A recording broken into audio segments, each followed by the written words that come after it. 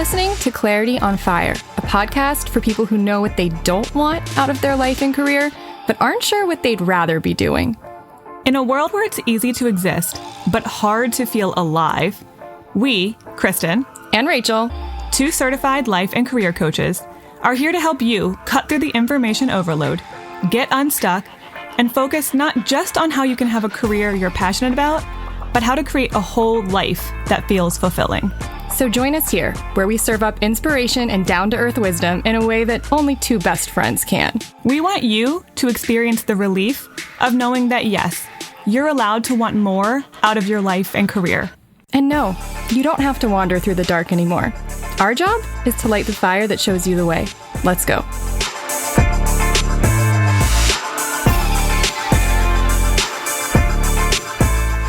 Hi. Hey.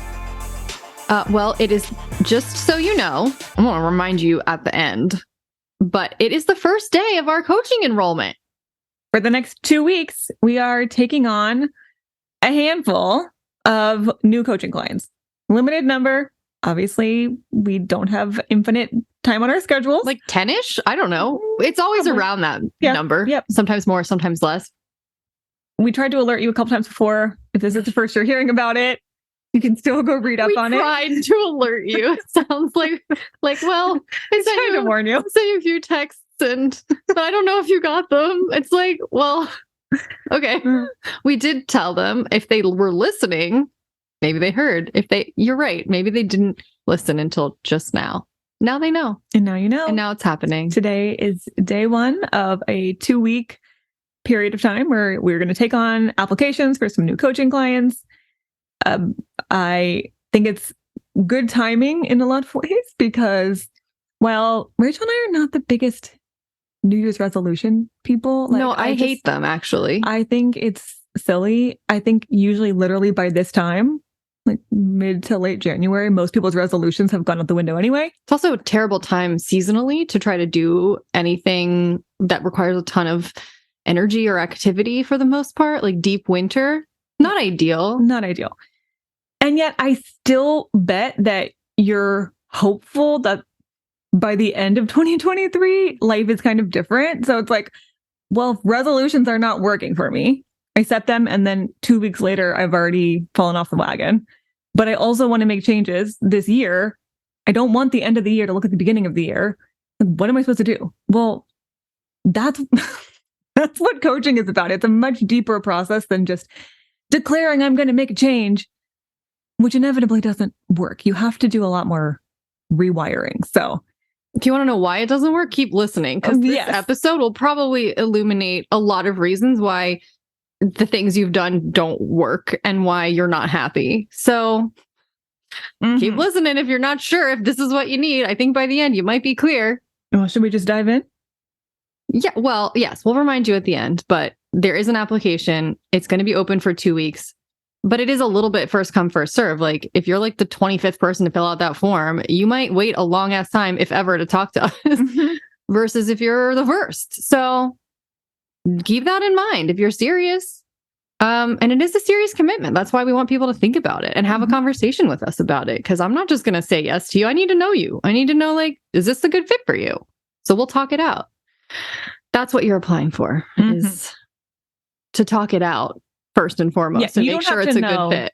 100%. I'm definitely doing this to reach out. You just have to be serious enough to really want to have a legitimate conversation. Okay. We'll talk more about it at the end of this.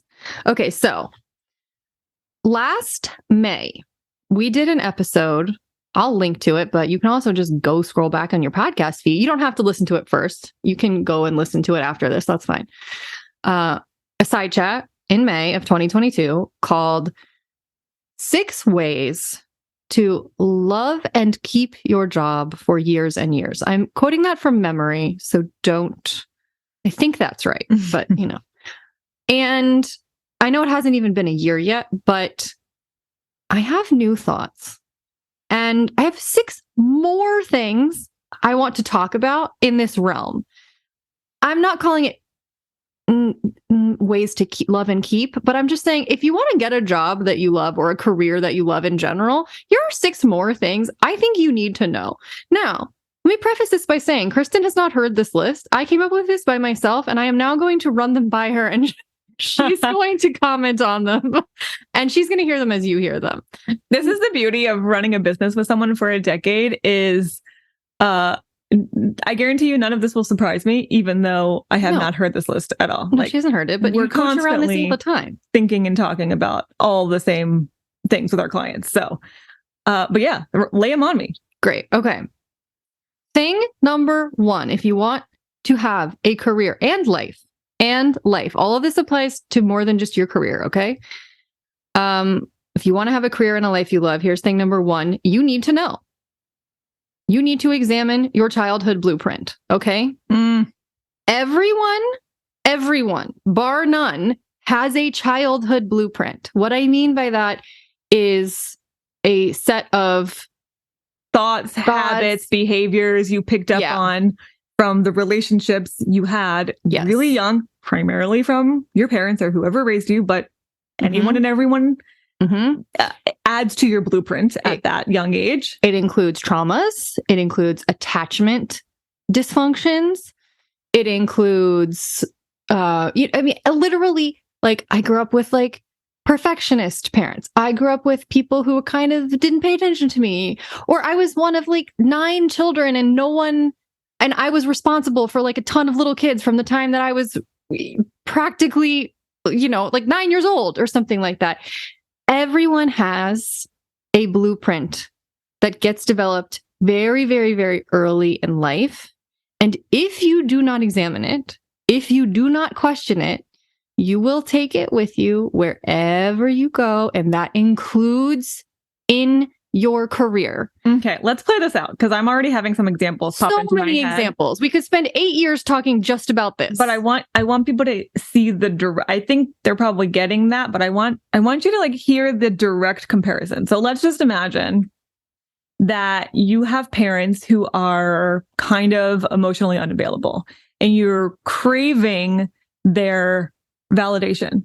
You're craving their attention. You are building a blueprint unconsciously. This is not your fault. This is just the nature of the dynamic you grew up in.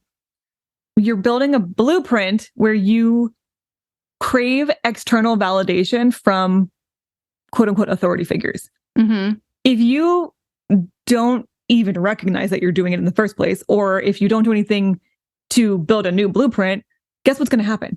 You're going to go into your job and you are going to be needing validation from your boss all the time. You're going to be needing people to tell you what a good job you're doing. And even if you don't get any criticism, but you don't get a lot of praise, you will constantly doubt yourself because that's your blueprint. It goes way, way, way back. It's following you into your adult career, your adult life, because you never rewrote the blueprint.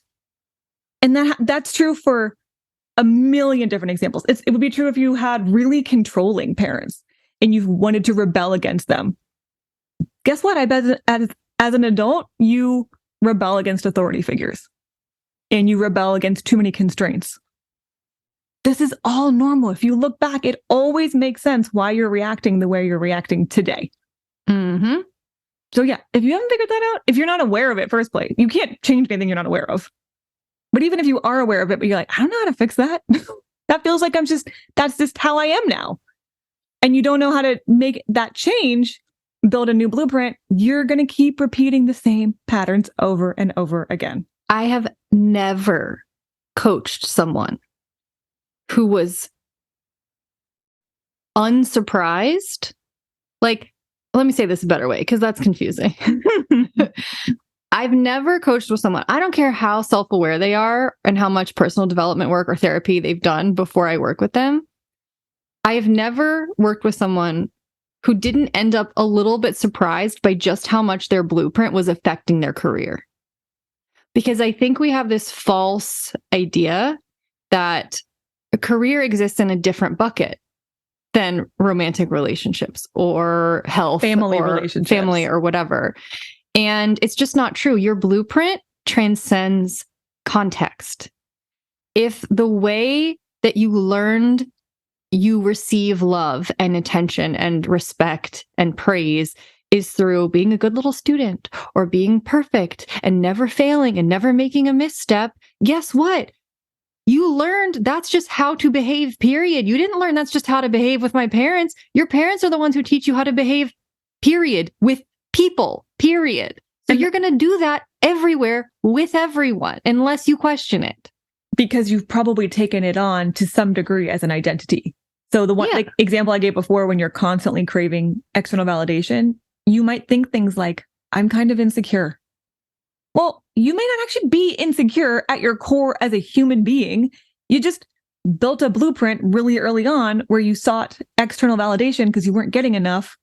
And now you think that's just who you are. No wonder it follows you around in every arena. You've taken it on as an identity, but it doesn't have to be. Yeah. So much of why people are unhappy in their work is because they have not addressed that childhood blueprint adequately. And they're expecting work to deliver happiness to them and to make them feel fulfilled when they've got too much baggage to actually experience those things. Mm-hmm. You have to let go of some of this baggage. You have to rewire your brain. Or else, again, you're going to keep repeating the same pattern. You'll recognize you keep attracting the same kind of boss or the same kind of coworkers or the same kind of relationships. Mm-hmm. It's because you're repeating the same pattern. It's familiar. It's because that's your blueprint.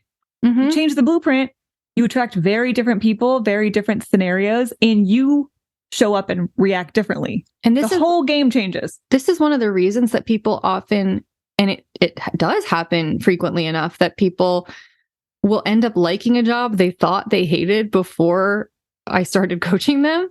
It's because once they change their blueprint, once they change themselves, their experience of the job totally changes. The job wasn't the problem. The blueprint was getting in the way. Right. If you're the problem and you change, sometimes that's enough to enjoy what you're doing.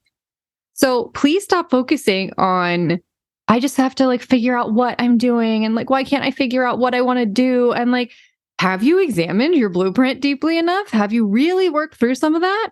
Again, people who've been in therapy for years come to coaching and they are learning new things about what they are taking to their career. And I think that's normal because therapy often focuses so much on I don't know, it focuses a lot on family dynamics and how it's showing up in certain areas of your life. But I feel like it's very rare that a therapist will go deep into how it relates to your career and the nuances of how it's showing up at work. Mm-hmm. It's more common that you'd focus on it my relationship with my mom or my relationship with my spouse and how that relates to my parents. People aren't necessarily sitting there and going deep, deep, deep into how your nuanced relationship with your boss is exactly the one with your mom. I don't hear stories like that very often. Well, and the point of coaching is not for us to go back and relive all those family experiences. The point is for us to say, what's the new blueprint? How do we get you to the new blueprint? Let's move you forward out of what's clearly not working anymore. Yes, you have to acknowledge where it came from, but we're not gonna marinate in that old reality. I'm more interested in, okay, great. That's the blueprint you have today. What's the blueprint you want tomorrow? Let's build a new one. Mm-hmm. And help convince you that it's okay to let go of the old one. And that's coaching's job versus therapy's job, frankly. Mm-hmm. Okay, that's thing number one. I could, again, go on and on about that, but I will refrain. There's always more podcasting we can do. Okay, thing number two. All of these are related. These are like the Olympic rings, baby. There is overlap everywhere. They are synergistic. Welcome to coaching. You can't separate any of them. It's all interconnected. Okay, number two, develop emotional maturity. Oh, yes. Your emotional maturity will break or make your career experience and any life experience you have. So when I say emotional maturity, what I mean is your ability to handle the unknown without having a complete spiral because you are confused. Your ability to think abstractly and with nuance rather than craving black and white, right or wrong, concrete, certain answers all the time. When you said emotional maturity, I immediately thought emotional resilience, because in my mind, those are the same thing. They're the same thing, which means if you have a not so great day at work one day, you don't need to spiral into this is the end. Like I need to quit tomorrow and I'm totally on the wrong path. It's like maybe I had a bad day. Right. Can we have some bad emotions and not make them into life or death scenarios? Emotional resilience is I can weather some emotional storms and know that they're temporary and they're not pleasant, but it's not going to be quite so bad tomorrow or next week. Right. It's another way to say emotional health. Mm-hmm. If you are super emotionally unhealthy, then of course your experience of work is not going to feel good. You're going to be less impulsive as well. I think a part of emotional maturity is patience, not taking your every emotional fluctuation so seriously. Yeah. And impulsively reacting to how you feel in that moment, and recognizing that even in the best situation, you're going to have downtimes when you don't love it. And it doesn't always have to mean something. Now, if you are unhappy chronically and it's not changing, that's fine. Emotional maturity is recognizing I'm not getting my needs met here. I need to make a change. Let's create a plan. Let me stop trying to like bend myself into a pretzel to get these people to love me. That's not emotionally mature. No. Emotional maturity is self-respect. Exactly. But it's also not, things are fine. And then this week was hard, or I have a big project and it was stressful. And now I'm overthinking everything. I want to have a whole separate episode about emotional maturity because I think there's many, many facets of it that deserve like its own conversation.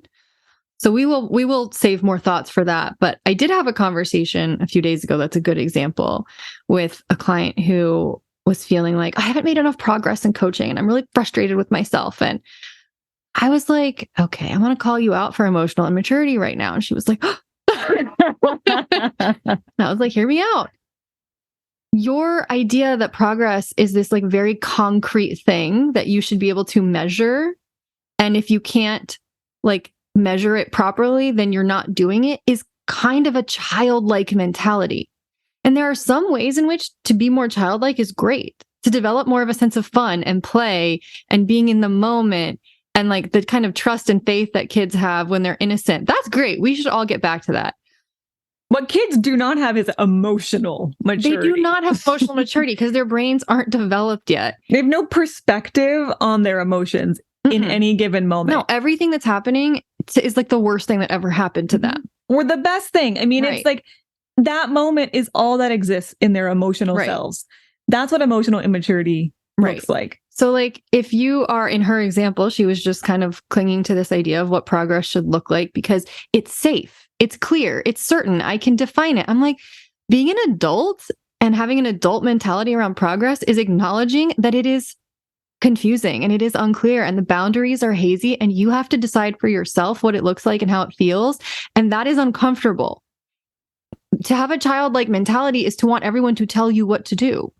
Or to have a childlike mentality means the littlest things set you off. You don't have a filter. Like you're getting triggered super easily all the time and you can't control it.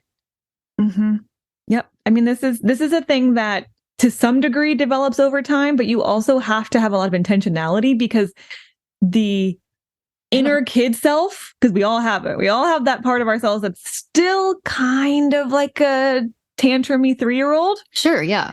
And that part is going to threaten to come out sometimes. And it takes a lot of maturity and self-awareness to recognize it for what it is and not let it completely take over. And like parent yourself through it. Which is a lot of what we do in coaching. Yeah. So if you are emotionally immature, and it's not a judgment. It's also not a diagnosis. You can be emotionally immature sometimes and other times be very mature. Right. It's a spectrum too. But if there are areas where your emotional maturity is a little bit lagging or underdeveloped or under practiced.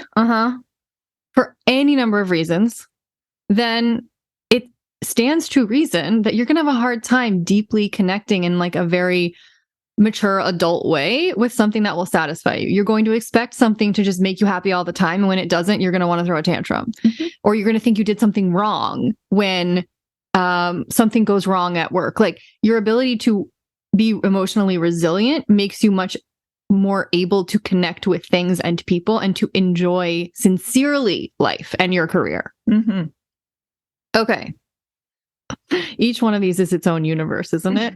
Like, we could do a side chat on every single one of these. I have so many thoughts. Okay. So thing number 3, think less, we've said this before, so this shouldn't be shocking, but think less about the job you want and focus more on the experiences you want to have.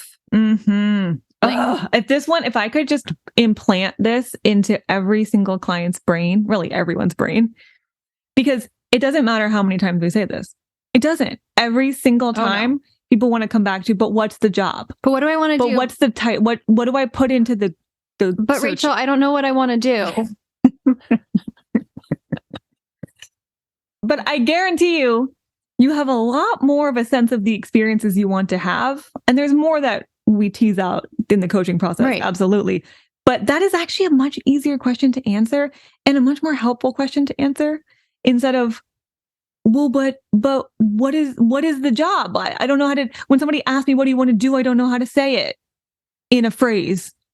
Well, you can share the experiences you're looking to have. Mm. The experience I'm looking to have, like, you don't need to say, I want to be a project manager.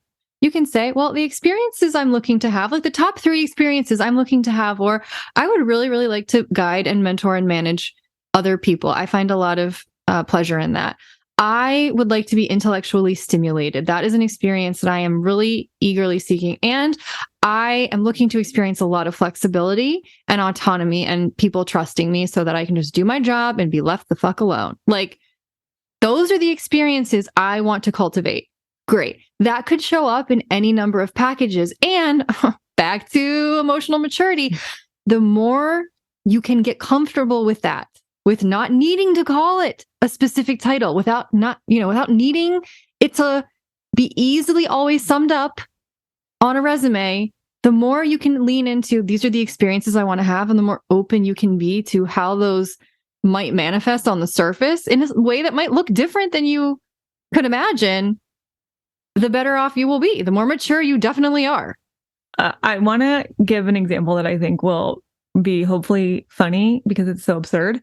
We're always, I know you're probably getting sick of it. We're always comparing job searching to dating. It's because it's the best comparison out there. Because it's almost the same thing. It really the outcome is just slightly different. So being overly focused on job titles is like saying, I really, really want to end up with a guy named Steve. instead of describing the characteristics of the kind of person who you know would be a good fit for you. Like, if you really like Steve's, okay. I mean, I guess that's well, fine. What is the vibe of a Steve? Can you just describe the vibe? There's so many different types of Steves out there. Right. And different Steves show up totally differently. Different project managers in a totally different company, a different industry. It could be a completely different job. To say I want to be a project manager is like saying I want to date a Steve. Okay, I'll be slightly less absurd, but this is the same. This is accurate. How many times have I said, "Oh, I just want to date a lumberjack"?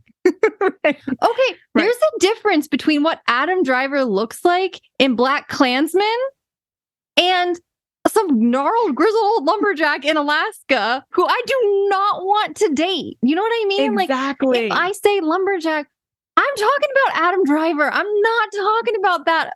Bless you, Alaskan sir. Like, I'm not talking about you.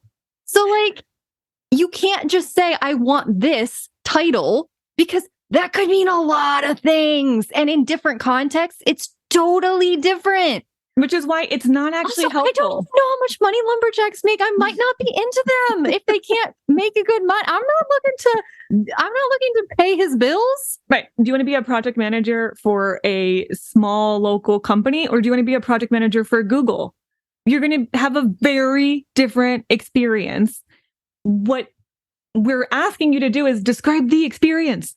Who cares what it's called?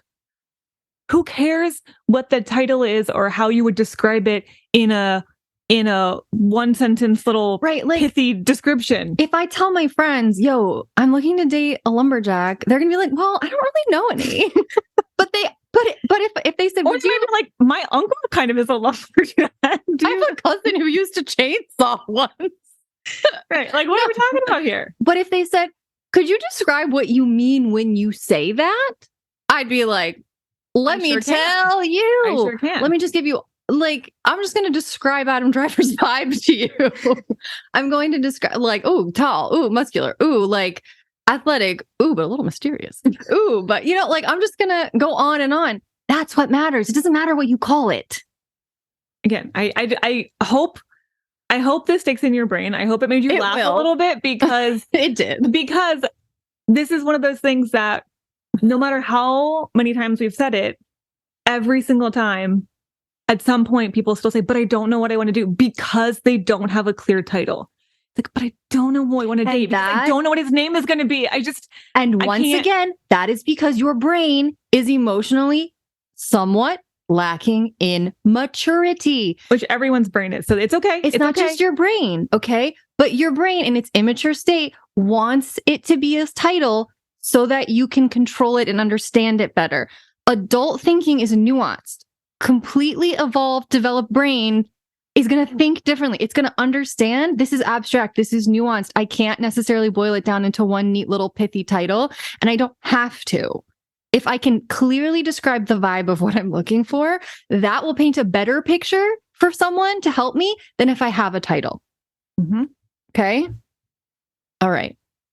I'm glad you brought that one up because can't say it enough. If there are any lumberjack Steves out there, hit me up. Only Steve. Okay. Number 3. No, 4. Embrace struggle. This one goes back to emotional maturity in a big way. That's why we need a whole episode about emotional maturity. Mm-hmm. It's all related. But let me finish my thought here.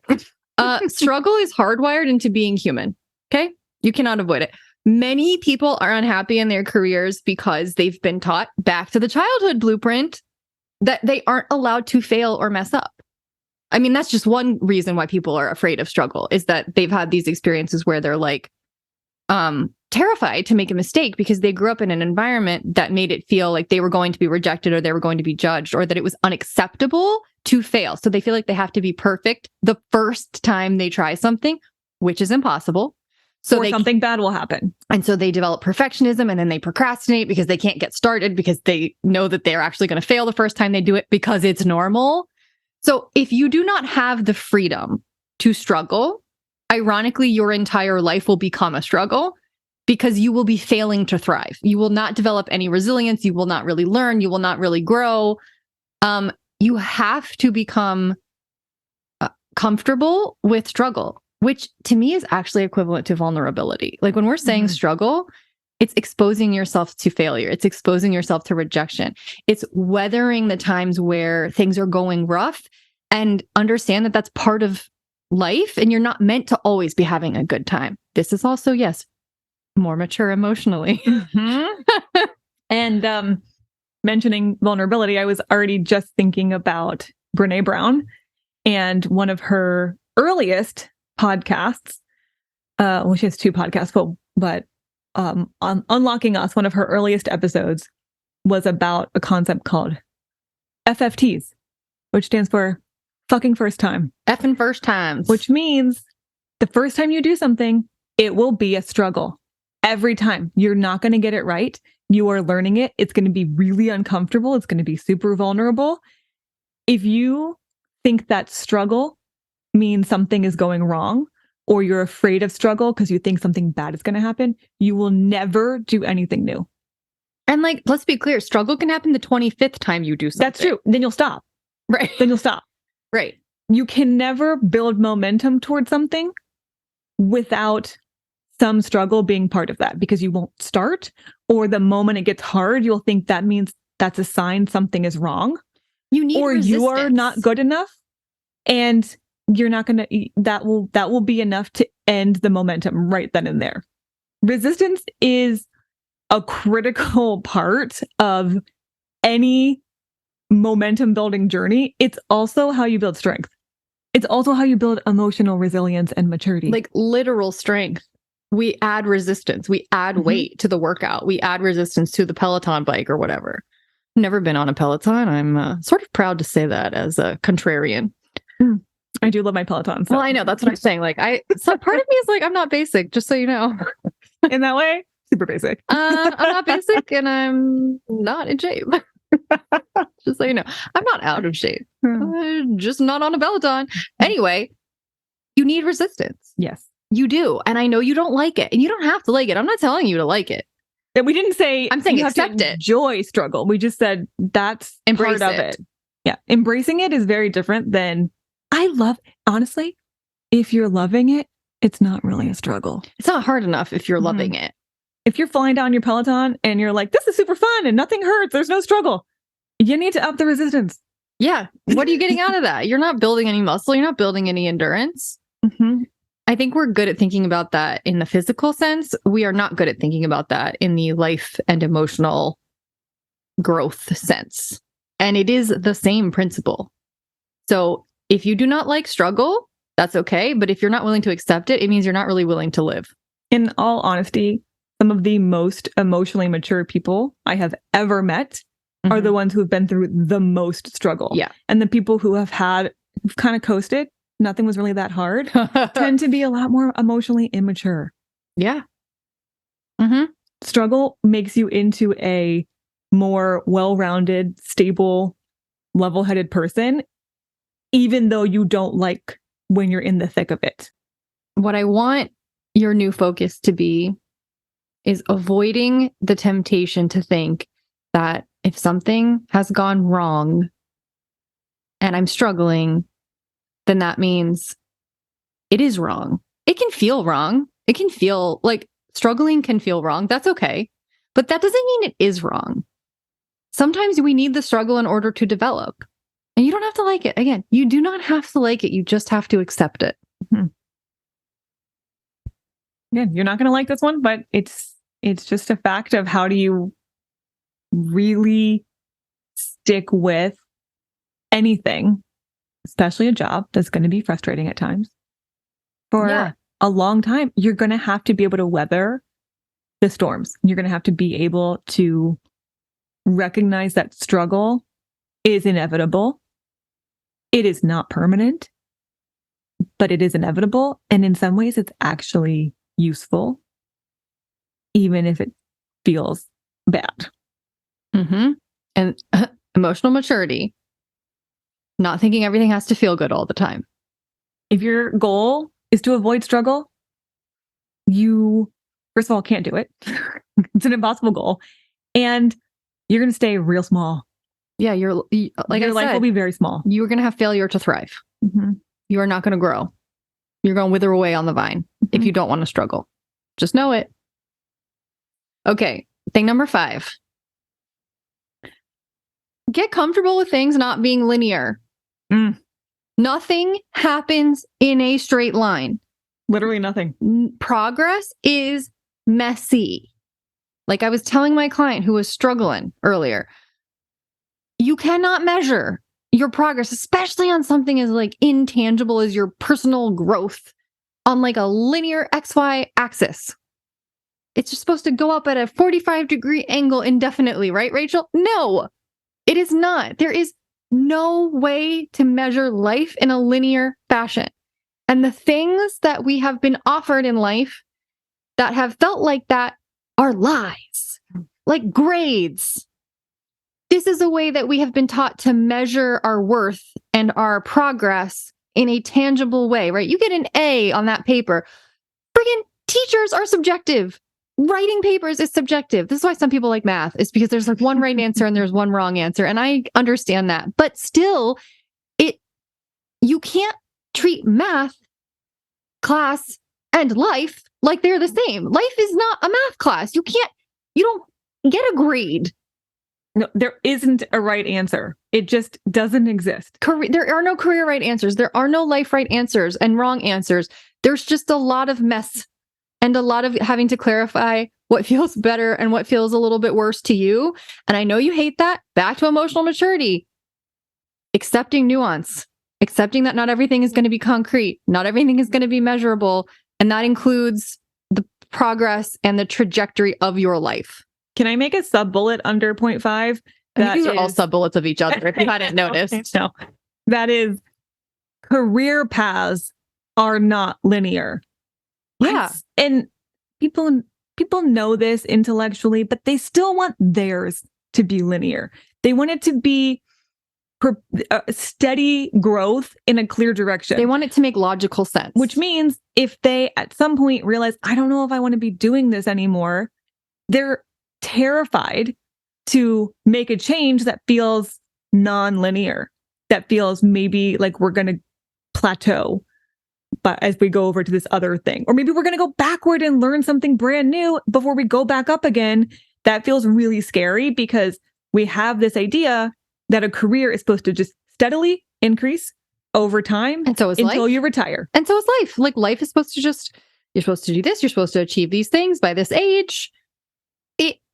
The less you believe life is linear and career is linear, and the more you divest yourself of the path at all, and you're just like, I'm exploring, baby, the happier you will be. Mm-hmm. The more you're just like, all right, I'm back to what experiences can I have this year? Yep. Like, instead of what's the next right step? That's not a helpful question to answer. If by right, you mean linear. Not right for me, but what's the next correct step? Correct. Yes, I would use the word correct instead of right. The next logical step, the next progressively higher step. That's not actually how fulfilling lives are built. Logic never made anyone happy. Nope. You don't use logic to calculate happiness. You don't have a formula for fulfillment. It doesn't exist. Happiness and happiness. What did you say? Happiness and fulfillment are emotions. They don't live in your brain. You cannot logic your way into them. You have to feel your way into them, which is messy and nonlinear. Feelings aren't linear. Mm-hmm. So if you're afraid of going off track or feeling like you're sliding backward or taking a detour, and you're worried about that, it's because you're overly attached to that linear graph of progress, and nobody's progress looks like that. Yours is not either. So if you are doing some loop-de-loops on your upward spiral, if you are taking some meandering little side paths before you get back, quote unquote, on track. If it feels like you're plummeting downward indefinitely, guess what? You're human. It's all normal. That's normal. You're doing it right. You're not doing it wrong. You're doing it right. And remember, a lot of how this plays out has to do with hindsight and context. In the moment, it can feel like you're plunging, and actually you were in a free fall and then ended up catching an updraft and just, woo, now you're soaring. Like with enough time, you see how all of it actually ended up making sense. Mm-hmm. But in the moment, you're never going to know. Mm-hmm. And so again, you can't measure your trajectory, your path, your direction in life or your career in any way other than, how do I feel? What feels like the next thing I'd like to experience? What am I drawn to next? Yeah. Do I feel it's like a game of hot cold?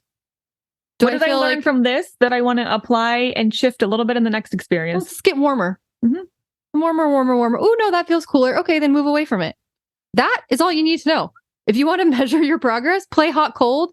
Don't try to put it on an XY axis. Cannot tell you the number of times I have used the hot cold game in coaching. It's the best analogy, and we play it as really young kids, and then we forget that it can be that simple. Am I getting warmer? Am I getting colder? That's it. You know how you know? You feel it. You experience it. Mm-hmm. That's it. Okay. Last thing. Number 6. This won't be shocking. Make peace with impermanence. Everything is just for now. Like, the more at ease you are with that, the more enjoyable your entire life and career are going to be. Because, I mean, everything is just for now. Even the things you think are not, they are. Like, I mean, hello, life is for now. Life is not permanent. We have an expiration date. I don't know when it is. I hope it's a really, really long time from now for everyone listening. But we all have one. Yeah. This, to me, used to be terrifying. And now it feels like such a relief to me. It's kind of freeing, right? Like, I'm just doing this for now. This job, it's for now. Who knows what I'll do in 2 years? Who knows where I'll be? Like, you know why? It takes pressure off. If you feel like anything that you do, you have to commit to indefinitely, or any decision you make, you have to make the decision and then never change your mind. That is so much pressure. It's going to be paralyzing. You're going to feel like I can't make that choice. If you really embody the idea that everything is not permanent, everything is temporary. If I make this choice, I can make a different one in 6 months or 2 years or next week. mm-hmm. You always have a choice. And even if you're not choosing for it to change, something's going to change. That's the nature of life. It's going to change some stuff for you. Sometimes you'll like it, sometimes you won't. But if you can settle into that, you don't have to take every choice so seriously. It's not critical. It's not life or death anymore. It's just a new experience. Let's try this. If it works, cool. Let's keep doing it until it doesn't work. If it doesn't work, I'll change my mind. Not to be just I don't know, just to keep beating the horse here, but like it's immature to think that everything needs to be permanent. And by that I just mean it's like a scared little kid who's clinging on to their security blanket. That's what you're doing when you want things to be forever. And I get it. Oh yeah. It would be so comforting. Simple. Yeah. If you could just do a thing and then not think about it anymore. That'd be just convenient. not have to make a new decision. Because making decisions is tiring. And it's scary because what if you're wrong? And how do I trust myself? And what if like I have an experience and I hate it and then I have to struggle? Oh God, wait, I'm supposed to like struggle now. Damn it. No, I get it. I get the desire to be like, can we just settle this thing once and for all and not have to think about it anymore? No. Sorry. Pretty much nothing that's worth having, at least, is set it and forget it. Nothing. Everything is impermanent. Your thoughts, your feelings, your desires are going to change. Therefore, what you do is going to change. Life's going to change. The world's going to change. Your options are going to change. Things like COVID are going to happen. It's going to change everything. Like being comfortable with impermanence, being able to ride the wave of that, you will be way less anxious. And giving yourself permission to switch to a more, I'm just going to accept impermanence mindset. Guess what? That's also going to require you back to step number 1, questioning your childhood blueprint. Because a lot of you have been modeled and taught that you need to just figure out something and stick with it forever. Like you have been shamed about the idea of embracing impermanence. So all these things, they are interrelated, like a spider's web that is tangled. If you're feeling a little overwhelmed by like, oh man, I think maybe all of these things are impacting me. Well, first of all, that'd be normal. Plus the 6 that we talked about last May. If you want to add more, maybe process these before you go on. We don't need to give you a dozen all at once unless you're just hungry for it. But if you're feeling like, that's a lot of stuff to untangle, that's okay. You don't have to do it overnight. You can't do it overnight. First of all, you can't. These are things that got put into your blueprint, things that got habituated into your mind and your body over many, many years, decades. So it's okay if you can't snap your fingers and just change your mentality on all of this or change your wiring on all of this. But do you know who has spent a decade being able to articulate everything you just heard? Like, let me ask you something. And this is going to sound egotistical, but I'm a Leo. So, could you have articulated the 6 things that you just heard and like separated them out and been like, yes, I'm struggling with this and I see that. And like, and this is how I would. You have to spend a decade in the psyches of other people to be able to see the patterns of why people struggle and articulate them clearly enough for someone else to understand them. Like, and the fact that Kristen hadn't heard this list and I shared it with her and she was like, oh yeah, boom, boom, boom, boom, boom, boom, is proof that after a certain point, you can kind of master these things and you understand them and you can help other people work through them. If this feels new to you, or if this feels like, wow, these are angles I never have thought of, or I haven't quite integrated that yet, that is normal. It is not expected of you that you should understand all of this, or that you should be integrating all of this, or that all of this connect like a constellation in your mind and you just, eureka, get it.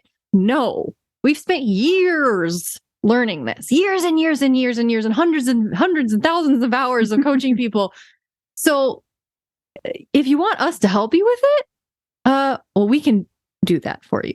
Yeah. And I'm not saying you can't change your blueprint, change your mentality on some of these things on your own. You can. You know what's a lot more efficient? Having somebody guide you through, how do I do this? I'm overwhelmed. There's a lot going on that I think may be getting in my own way. Can you help me with that? Yeah. Guess what? I know exactly how to help you get out of that. I've done it for more people than I can count. I literally can't count them.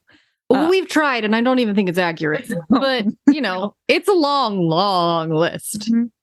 So yeah, you can do a lot of your own rewiring, unwiring, both. But there's a faster way. That's why coaching exists. This is why there's so many coaches out there, is because people need this. There can't be enough coaches for the number of people who need coaching. For the number of people who don't have great blueprints, who hate struggle, who are terrified of impermanence, who don't want to fail, who are emotionally immature, or emotionally unevolved, like, or are in the process of trying to become more emotionally evolved, but damn, it's hard. Like, you know, who don't understand their passion profile. I'm talking about the ones from last night now, who are codependent with their work. Yes. Like, I could go on, but you can go just listen to that episode if you want to. There's not a single person who doesn't struggle with some or most or all of these things. So, you know, let us help you if you want. It'll go faster. It's the point. And like, this is why coaching is an investment. Like, I'm not going to shy away from that, hide behind that. Like, yeah, it's months of your time. It's a chunk of change. But it's an emotional lift for sure. For you and for me. Yep. And I can only do it with a handful of people because of how much time and energy it requires.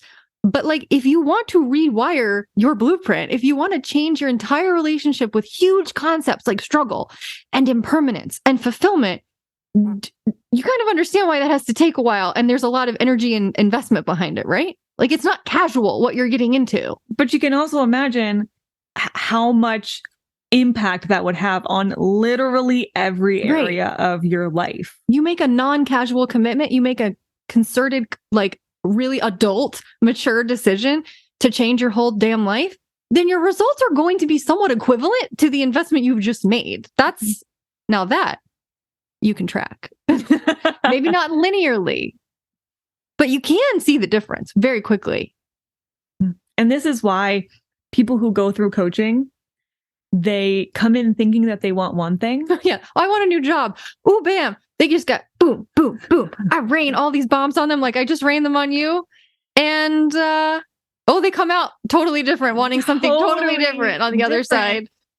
But so much more settled in who they are, even before their circumstances change. Yes. That's the goal. They come in thinking my circumstances have to change. They leave thinking, yeah, my circumstances might change, or maybe I'm even changing them. But you know what really had to change? Me. Yeah, me. Kim was a great example of that last week, by the way. If you haven't listened to that, go back and listen to Getting Your Groove Back with Kim Scott from last week. And any normal person interview, but that was just the most recent and a great example. Mm-hmm. So this is, again, your reminder that we are taking on new coaching clients for the next 2 weeks. We don't do this all year round. Usually if you find us and you want to work with us, you have to get on a wait list. I'm not actually sure when we're going to do it again. Yeah, to be honest. Like, we don't have a set plan because things are in flux, because things are impermanent, baby. And I am flowing. This is the one time we know for sure we're taking on. I'm doing it right now. A new wave of clients. Don't know when that's going to happen again this year. This year is probably going to be different than other years, to be honest. I'm pretty convinced it will. And so, again, if this is like, yeah, that's my stuff. That's my stuff I got to work on. This is the year I want to work on it. I want the end of this year to look and feel very different. I want me to feel really different at the end of this year. That is so much more valuable than I'm going to lose 10 pounds this year. Or that's going to change your whole life. The New Year's resolutions that are not going to go anywhere anyway. Let's rewire your whole inner self. Does that losing 10 pounds also come with a new childhood blueprint? Probably not. But you know what will probably happen with the new childhood blueprint?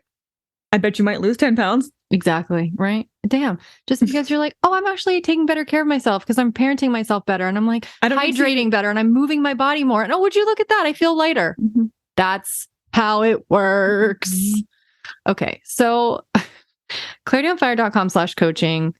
You can fill out a quick form and we will get back in touch with you. You don't have to know for sure you want to do it. You just have to be serious enough to have a conversation. Like, I want to seriously know if this is a good fit for me. I think it might be based on what you're saying.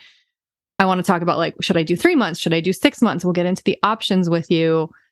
And like, we will not convince you because I am emotionally mature enough to know it is a terrible idea to try to talk someone into something that requires that much work.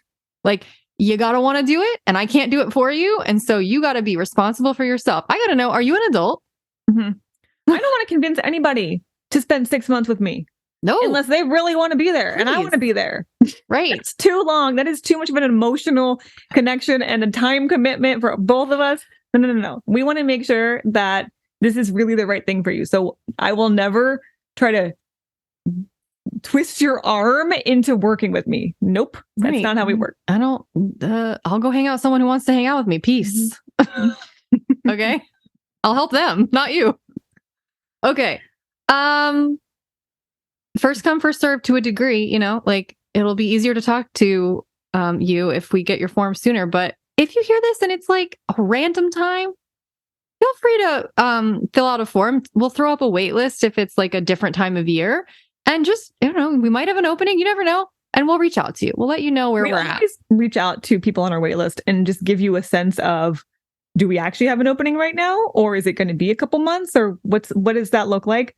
So you can always just check in and see. Yeah. Don't let it deter you. But right now is the time. If you're like serious, now's the time. Okay. We hope to hear from some of you. Yeah. And we will be back next week with, well, I mean, I'm really hoping it's working out, that we have a really great expert for you next week that I'm very excited about as long as it works out. If it doesn't, well, you'll get something else. We'll see you next week either way. You know what? Things are impermanent. Embrace it. You'll get what you get and you'll love it. Okay. Bye.